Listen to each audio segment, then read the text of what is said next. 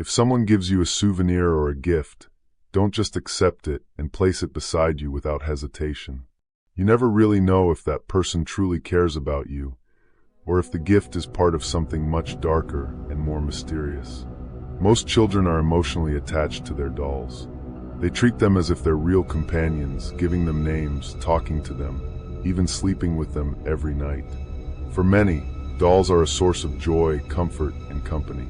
But what if that very source of comfort becomes a terrifying nightmare? There are many stories of dolls believed to be possessed by evil spirits, stories that have inspired horror movies and urban legends. Perhaps you've heard of Annabelle, but today's story isn't about her. Today, we're diving into a much darker tale, one that's rooted in reality. The story of a doll named Robert, a doll that, to this day, is believed to be cursed. Our story begins in 1904 in Key West, Florida. A wealthy family lived in a grand estate, an artist and author named Robert Eugene and his affluent parents. Due to their frequent travels and busy social life, they hired a nanny to take care of young Robert. The nanny was an elderly woman from the Bahamas, highly skilled in voodoo, a form of dark magic that calls upon demons and evil spirits to cast curses and control others. Robert's mother was known for her fiery temper, especially toward the staff. One day, she got into an argument with the nanny over something trivial and fired her on the spot, giving her just 1 month to leave the house. Robert, who had grown very attached to the nanny, was devastated. She had always treated him better than his own mother.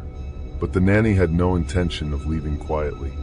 Feeling wronged, and being an expert in black magic, she spent her final month locked away in her room, crafting something sinister. On the last day, before leaving the house forever, she gave Robert a handmade doll made of cloth and cotton. She told him, "I made this just for you.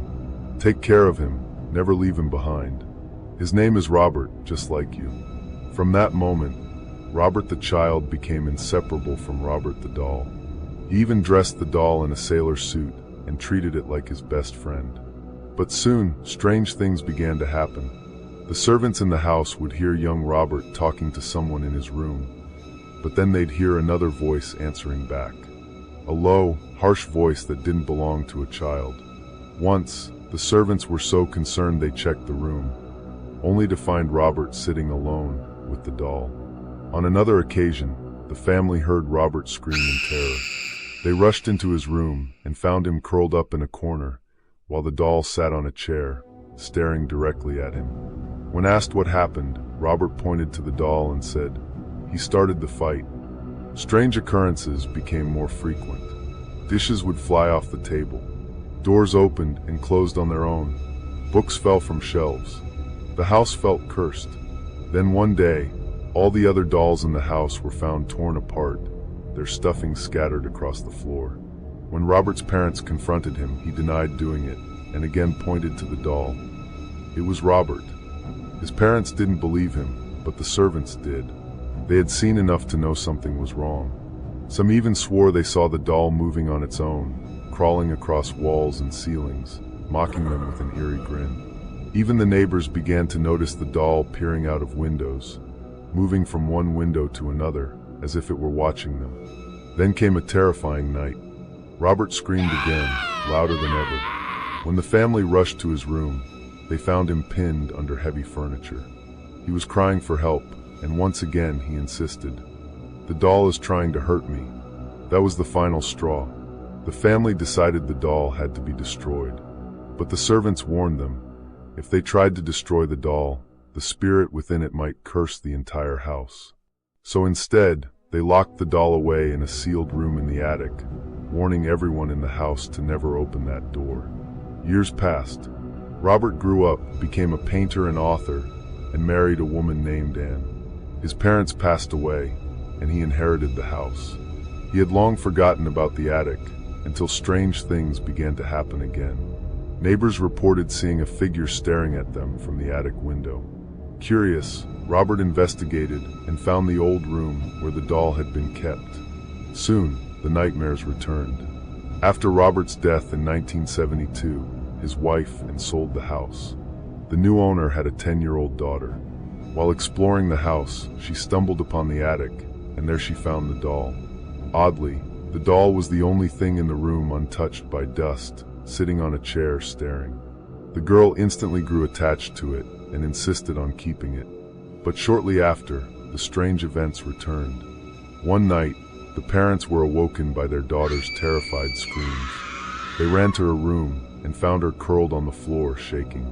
The doll stood by the window looking out. The girl sobbed, "The doll wants to hurt me. It walks on its own." Terrified, the family began researching the doll and uncovered its disturbing past. They decided to donate it to a museum, the East Martello Museum in Key West.